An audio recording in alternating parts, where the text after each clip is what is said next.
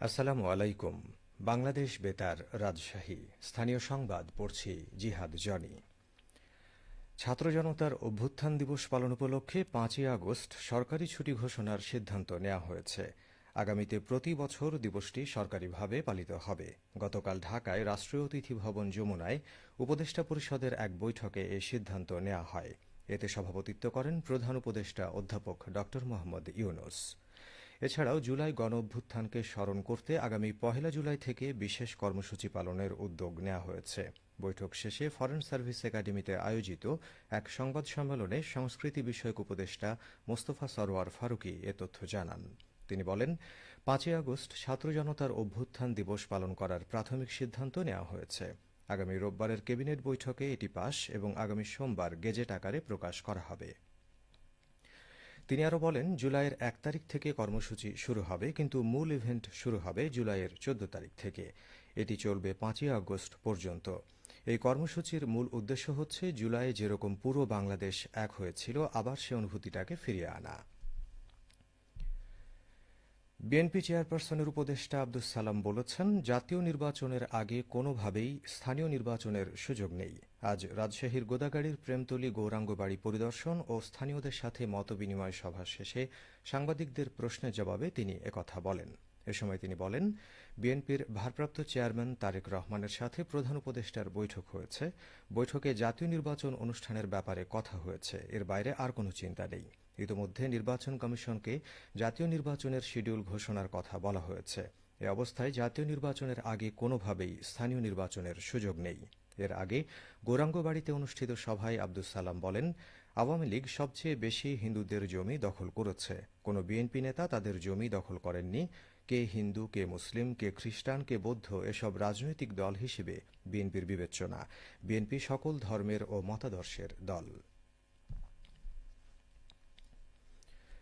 বগুড়া কৃষি সম্প্রসারণ অধিদপ্তর ও সদর উপজেলা কৃষি অফিসের আয়োজনে ৩ দিনব্যাপী ফল মেলা উদ্বোধন করা হয়েছে।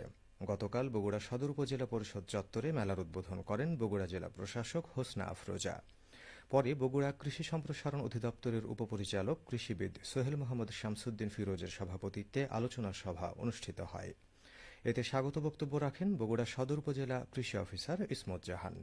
বিশেষ অতিথি ছিলেন বগুড়া সদর উপজেলা নির্বাহী অফিসার আব্দুল ওয়াজেদ, বগুড়া কৃষি সম্প্রসারণ অধিদপ্তরের অতিরিক্ত উপপরিচালক মোহাম্মদ নাজমুল হক মণ্ডল, মোহাম্মদ এখলাস হোসেন সরকার সহ আরও অনেকে। আলোচনা শেষে কৃষক সহ বিভিন্ন প্রতিষ্ঠানে নারিকেলের চারা বিতরণ করেন অতিথিবৃন্দ। নওগাঁর পত্নীতলায় অল্প জমিতে অধিক আম উৎপাদন প্রযুক্তি অনুশীলনের উপর অভিজ্ঞতা বিনিময় সভা অনুষ্ঠিত হয়েছে। আজ সকালে উপজেলার ইটাপুকুর গ্রামে সভায় প্রধান অতিথি ছিলেন পত্নীতলা উপজেলার কৃষি সম্প্রসারণ কর্মকর্তা কৃষিবিদ পারভেজ মোশাররফ। সভায় বক্তারা আম চাষে অতি ঘন এবং ড্রিপ সেচ পদ্ধতি ব্যবহার, স্মার্ট কৃষি প্রযুক্তির মাধ্যমে সেচের পানি ব্যবহারের দক্ষতা, ফসলের উৎপাদনশীলতা, গ্রিনহাউস গ্যাসের উৎপাদন কমানো এবং পতিত জমির ব্যবহার বৃদ্ধি করার উপর আলোচনা করেন। এছাড়া কৃষি উদ্যোক্তা বৃদ্ধি করার মাধ্যমে নারী ও যুবকের ক্ষমতায়ন করা, ভ্যালু চেইন শক্তিশালীকরণ এবং রপ্তানি প্রসারে স্টেক হোল্ডারদের সাথে অংশীদারিত্ব গড়ে তোলার উপর গুরুত্বারোপ করা হয়। অনুষ্ঠানে স্থানীয় উপসহকারী কৃষি কর্মকর্তা মোহাম্মদ ফারুক হোসেন, কৃষিবিদ বিএম সাইদুর রহমান, অন্যান্য কৃষি কর্মকর্তা ও আম চাষিরা অংশ নেন। রাজশাহী বিভাগীয় ক্রীড়া সংস্থার অ্যাডহক কমিটি অনুমোদন দিয়েছে জাতীয় ক্রীড়া পরিষদ। গতকাল জাতীয় ক্রীড়া পরিষদের সচিব আমিনুল ইসলাম স্বাক্ষরিত এক চিঠিতে এ তথ্য জানানো হয়। এতে বলা হয়, অর্পিত ক্ষমতা অনুসরণে জাতীয় ক্রীড়া পরিষদের চেয়ারম্যান হিসেবে যুব ও ক্রীড়া মন্ত্রণালয়ের উপদেষ্টা আসিফ মাহমুদ সজীব ভূঁইয়া রাজশাহী বিভাগের বিভাগীয় ক্রীড়া সংস্থার অ্যাডহক কমিটি অনুমোদন দিয়েছেন।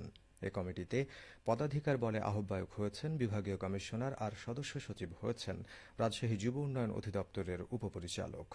এছাড়া অ্যাডহক কমিটির সদস্যরা হলেন জাতীয় ক্রিকেট দলের সাবেক অধিনায়ক খালেদ মাসুদ পাইলট, সাবেক খেলোয়াড় ও ক্রীড়া সংগঠক হাসিবুল আলম, সাবেক ফুটবলার সাইদুল ইসলাম, ক্রিকেট অনুরাগী ও পৃষ্ঠপোষক তৌহিদুল হক তৌহিদ, ক্রীড়া প্রশিক্ষক নজরুল ইসলাম, বিশিষ্ট ক্রীড়া অনুরাগী ও সংগঠক কৃষিবিদ আমিনুল ইসলাম, ক্রিকেট কোচ আলমগীর কবির, ছাত্র প্রতিনিধি জাহিন ফেরদৌস জামি এবং সাংবাদিক জিয়াউল গনি সেলিম।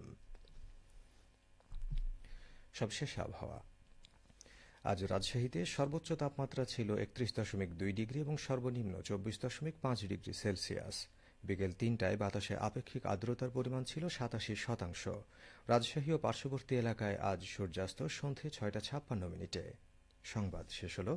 আমাদের পরবর্তী স্থানীয় সংবাদ সন্ধে ৬টা ৪৫ মিনিটে।